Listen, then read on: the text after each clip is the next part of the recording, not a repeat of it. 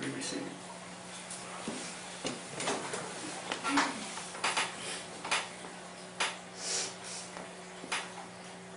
We are thankful today for many things. We are living in a very, very serious time. It is getting serious, more serious, day by day, hour by hour, minute by minute.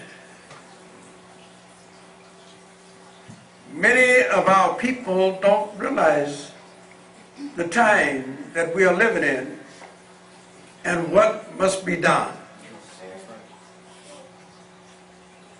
Our people, as the Bible teaches, are foolish people. Easily led in the wrong direction, but hard to lead in the right. We're living in the times where we must face the reality that unity is the key for the black man and woman in America.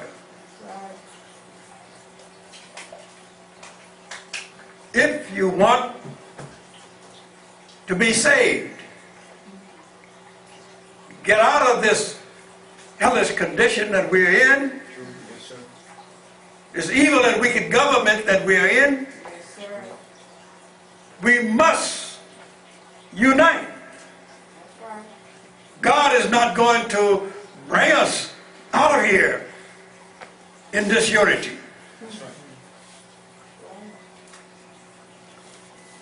The Honorable Elijah Muhammad says unity is the key. If unity is the key,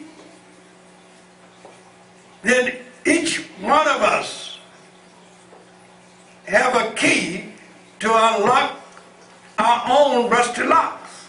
Yes, sir. Yes, sir. And come out of that evil and wicked mentality that the devil put us in. That's right. That's right. Yes, sir. All we hear today is grumbling, arguing with one another, That's what they do. rebellious.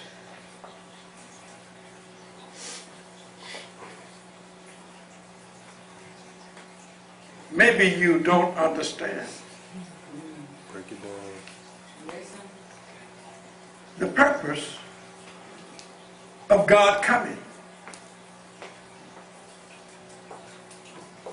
You act like God came for someone else and not you. That's right. That's what they do.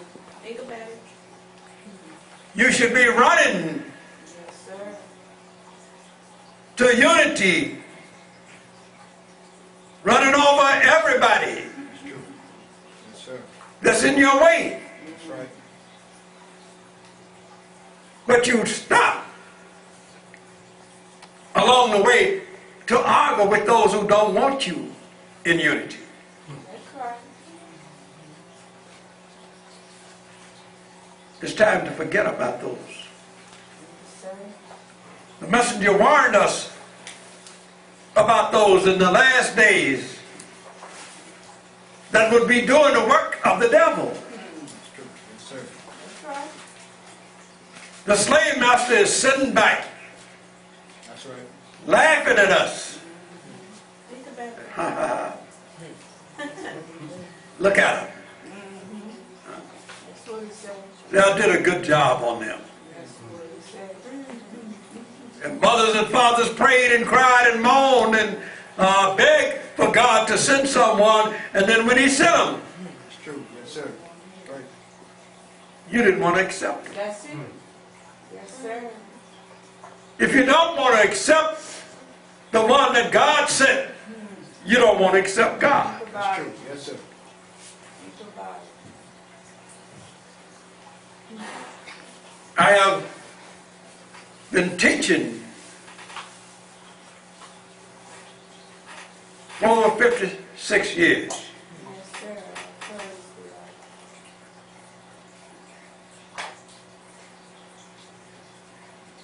people today are trying to tell believers what they should do. There's some that says that we need to get 24 scientists Yes, sir. Yes, sir. Right. to lead us.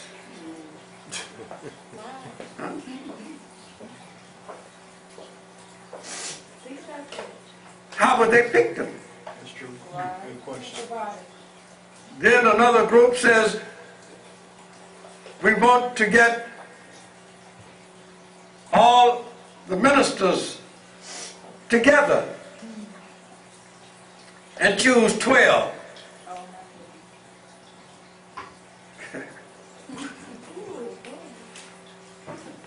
Did the Honorable Elijah Muhammad ever teach us something like that? no, No, sir. sir. No, sir. No, sir.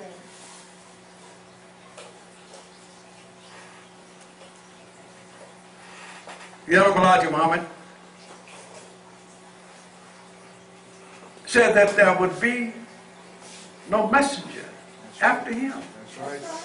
Yes, sir. But he didn't say there wouldn't be a leader after him. That's right. It's true. Yes, sir. How can you say that you are a nation or in a nation and don't have nobody running the nation That's right. Think about that. and won't accept anybody to run the nation?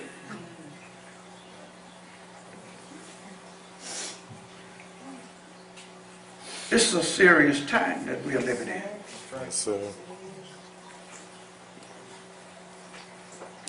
The Honorable Elijah Muhammad said that God would set up a government after him. True.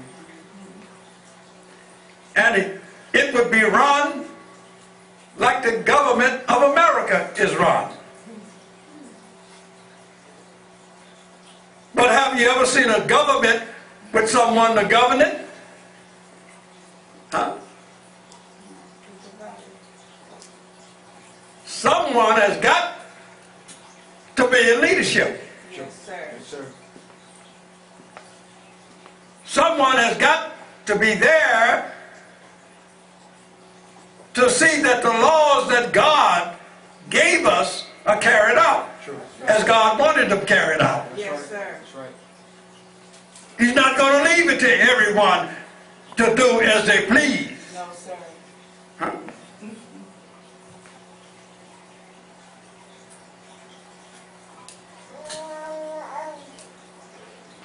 The Honorable Elijah Muhammad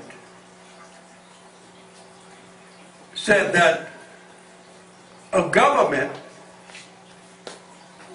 is not run by the people.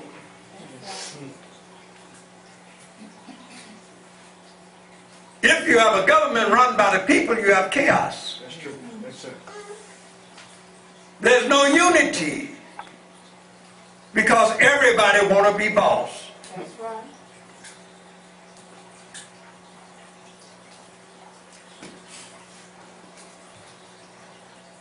They ask, what is my qualification? break it down. What have I done? Oh yeah, they bouncing me all over the internet. Yes, sir. Yes, sir. I would like to take a little time just to run down who I am. Yes, Yes, sir. sir. Take your time, sir. What have I done?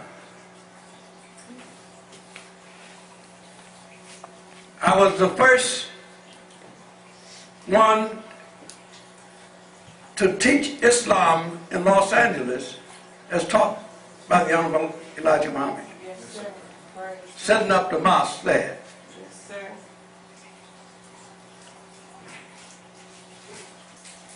In 1956, and Later in that year, the Honorable Elijah Muhammad sent me to Louisiana.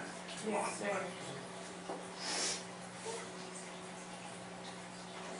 I opened up a mosque at Grambling State University.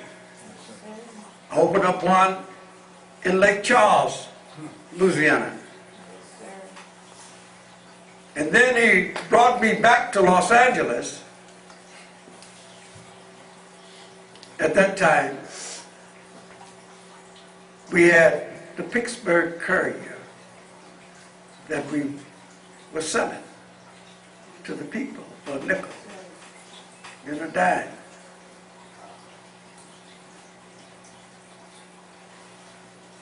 There was one article in that whole paper about the Honorable Elijah Muhammad's teaching. He had only one article in there. All the other paper was about everything else that the Christians wanted to put in there. But we made that paper a #1 seller among the black community. Then when I was back in Los Angeles, we made the temple there prosper so fast that the Honorable Elijah Muhammad gave us a number. That time I was teaching in the Watkins Hotel, the biggest and finest hotel the black people had in Los Angeles.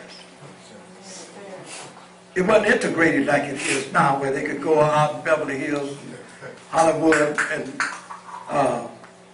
get a room in a hotel. And the owner of the hotel, Mr. Watkins, I knew, and we would talk. And when he found out how much I knew about Islam and Masonry, he let me speak in the lobby every day. I would go in there. All the black musicians, entertainers, that's where they stayed. Yes, sir. And I would have arguments with them. Even Sidney Poitier. He was angry when I spoke about the devil, because he was getting little bit parts. Yes, sir. $20 a day stand-in on movies. And he didn't want nothing to crash his potentials of becoming a star. But anyway, there were dozens of brothers and sisters, top entertainers, that got their X in the temple there.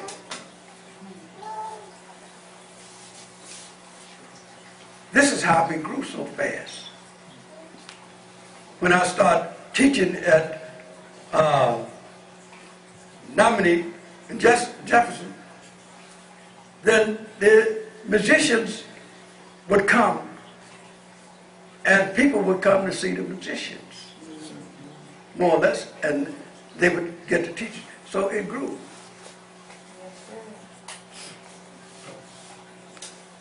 Then, later, I set up a temple in Long Beach, in Riverside, in Bakersfield, in Fresno.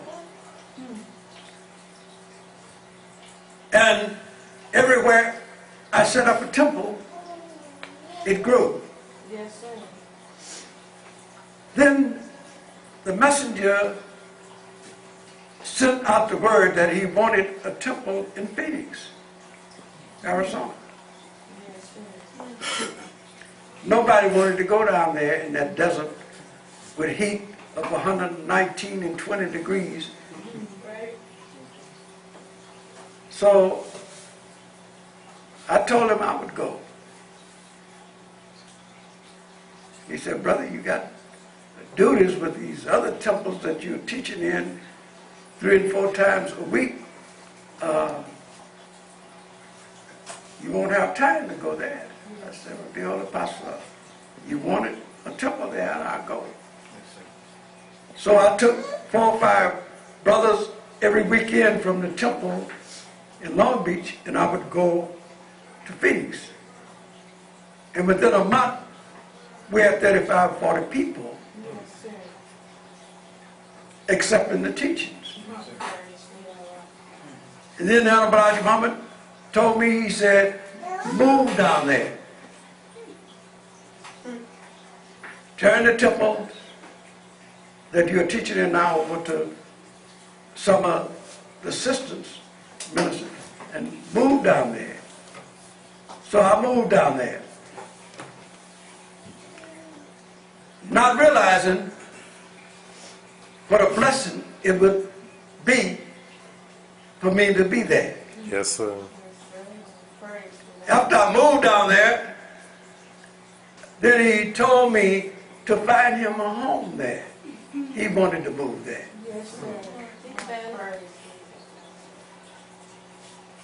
And this caused all the ministers west of Chicago to be envious and jealous and wanted to come there. So I found him a home. I bought the Louis Jordan home for him. Many of you might know the Louis Jordan. Some of you is younger, don't know, but he was one of the top jazz and blues singers, Yes, sir. saxophone players. And I bought that home for him. And he moved there. I was with him for over 3 years. He taught me night and day. Yes, sir. While I was there, I set up a temple in Yuma, Arizona.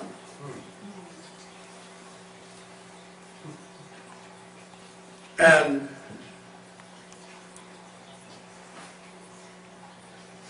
a couple other places that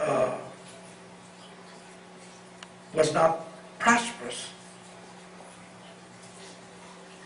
But being there with the messenger,